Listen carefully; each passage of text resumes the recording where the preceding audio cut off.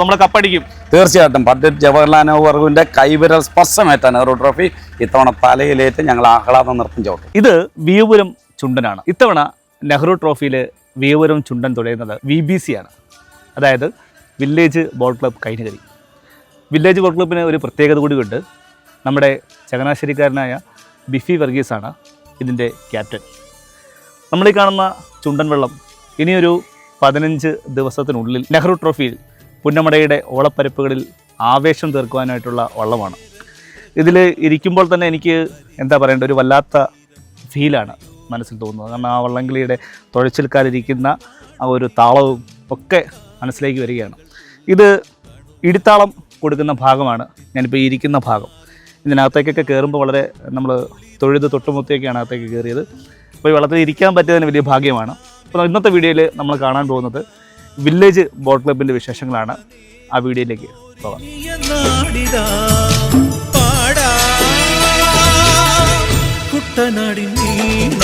അപ്പോൾ എൻ്റെ ഒപ്പം ഉള്ളത് വിയപുരം ചുണ്ടൻ്റെ ലീഡിംഗ് ക്യാപ്റ്റനാണ് ബൈജു കുട്ടനാട്. ചേട്ടാ, നമുക്ക് കഴിഞ്ഞ വർഷം നമ്മുടെ കപ്പ് വളരെ അപ്രതീക്ഷിതമായിട്ടാണ് നമുക്ക് വളരെ മൈക്രോ സെക്കൻഡുകളുടെ വ്യത്യാസത്തിലാണ് നഷ്ടപ്പെട്ടത്, അല്ലേ? അതിന്റെ ഒരു സങ്കടം നമുക്കുണ്ട്.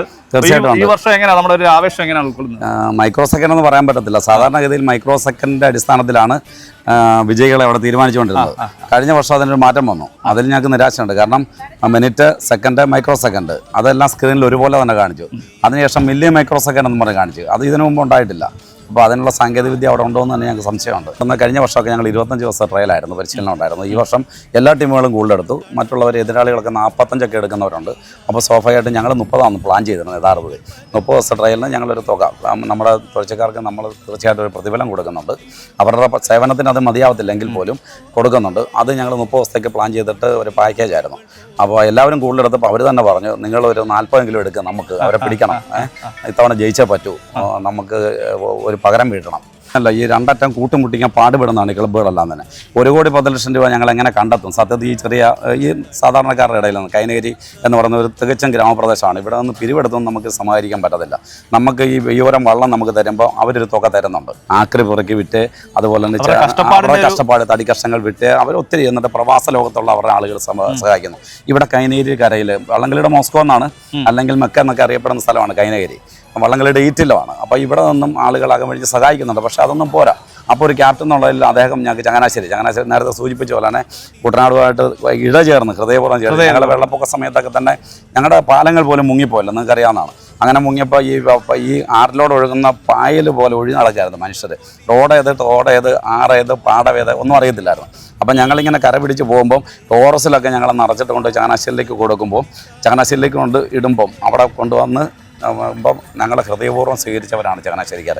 അപ്പോൾ തീർച്ചയായിട്ടും ആ ഹൃദയബന്ധമുണ്ട്. കാരണം ഞങ്ങൾ ചങ്ങനാശ്ശേരി ആലപ്പുഴ പ്രാതാണല്ലോ ഞങ്ങളുടെ ബിസിനസ് സ്കൂളിൽ നടക്കുന്നത്. ഞങ്ങളൊക്കെ പഠിച്ചതല്ല SB കോളേജ്, NS കോളേജിലൊക്കെ തന്നെയാണ്, ചങ്ങനാശ്ശേരിയിലാണ് പഠിച്ചത്. അപ്പോൾ സ്വാഭാവികമായിട്ടും ചങ്ങനാശ്ശേരിയായിട്ട് ഒരു ഹൃദയപൂർവ്വമായ ഒരു ഇഴചേർന്നൊരു ബന്ധം ഞങ്ങൾക്കും അഭിമാനമുണ്ട്. ഞങ്ങളുടെ ബിബിച്ചേട്ടൻ ഞങ്ങളുടെ ക്യാപ്റ്റനായി വന്ന് ചങ്ങനാശ്ശേരി ആദ്യമായിട്ടാണ് ഞങ്ങൾക്ക് ഒരു ക്യാപ്റ്റനെ കിട്ടുന്നത്. ഞങ്ങൾക്ക് കൂടെ അവകാശപ്പെടാവുന്നതാണ്, അല്ലേ? തീർച്ചയായിട്ടും ചങ്ങനാശ്ശേരിക്ക് കൂടി അഭിമാനിക്കാവുന്ന ഒരു നേട്ടമായിരിക്കും വിയപുരം ചുണ്ടൻ ഇത്തവണ നെഹ്റു ട്രോഫി എടുത്താൽ. നമ്മൾ കപ്പടിക്കും. തീർച്ചയായിട്ടും. പണ്ഡിറ്റ് ജവഹർലാൽ നെഹ്റുവിന്റെ കൈവിരൽ സ്പർശമേറ്റ നെഹ്റു ട്രോഫി ഇത്തവണ തലയിലേറ്റ് ഞങ്ങൾ ആഹ്ലാദം നൃത്തം ചവിട്ടും.